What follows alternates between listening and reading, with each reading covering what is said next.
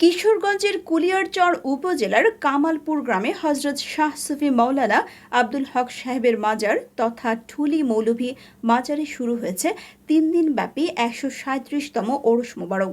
ওরসের প্রথম দিনে মাজারে আগত ভক্ত ও আশেকান এবং স্থানীয় গণ্যমান্য ব্যক্তিবর্গের উপস্থিতিতে ১৪ই মার্চ শনিবার মাজার প্রাঙ্গণে এক ইফতার মাহফিলের আয়োজন করা হয়। মোহাম্মদ আরিফুল ইসলামের তথ্য ও ভিডিও চিত্রে দেখুন বিস্তারিত।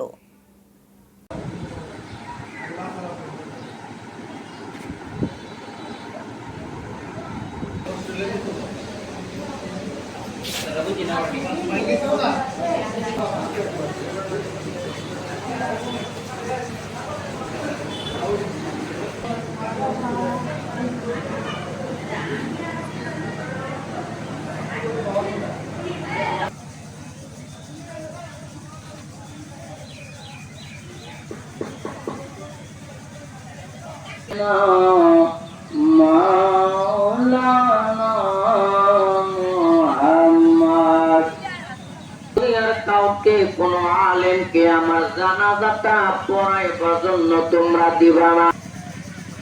শামসুদ্দিন তুই কি কই হুজুর? আপনার পশ্চিম তাইকা জঙ্গল তাইকা একটা লোক আসবে, এই লোকটা কালো কাপড় পরিধান করা গোরা তোরায় আসবো।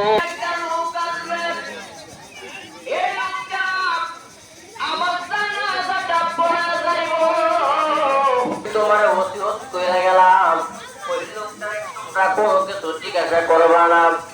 আল্লাহ নবী আমাদের সাবেরি ডাক দিয়া আমার জানাটা কোন মানুষ দিয়া পড়াইও না।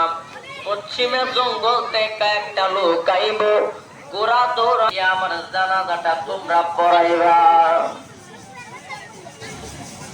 আল্লাহ সাল মুবারক করে ওনার জানাজাটা দুনিয়ার কোনো আলেম দিয়া না পড়াইতাম। আল্লাহ গো পরীক্ষার মধ্যে আল্লাহ পালাইলেন, আমি এই পরীক্ষাটা পুরা সত্যি তোমার দিয়ে জানাজাটাকে করবো। শামসুদ্দিন ডাক দিয়া কয় বন্ধুরে,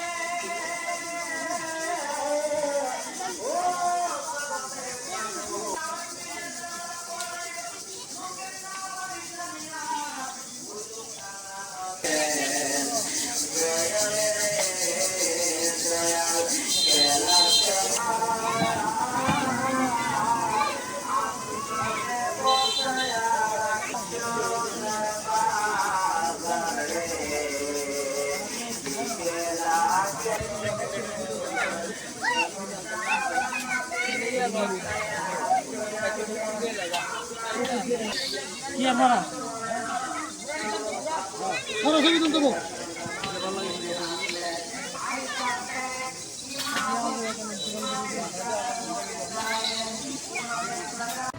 ঐতিহ্যবাহী কামালপুর ঠুলি মৌলানার উরুস মোবারকে, আব্দুল হক মৌলানার উরুস মোবারকে, বাৎসরিক উরুস মোবারকে এই মাজার কমিটির সম্মানিত সেক্রেটারির দায়িত্বে আমি আছি। আমি আসিফুর মবিন, জাসাদ সভাপতি, কুলিয়ারচর উপজেলা শাখা।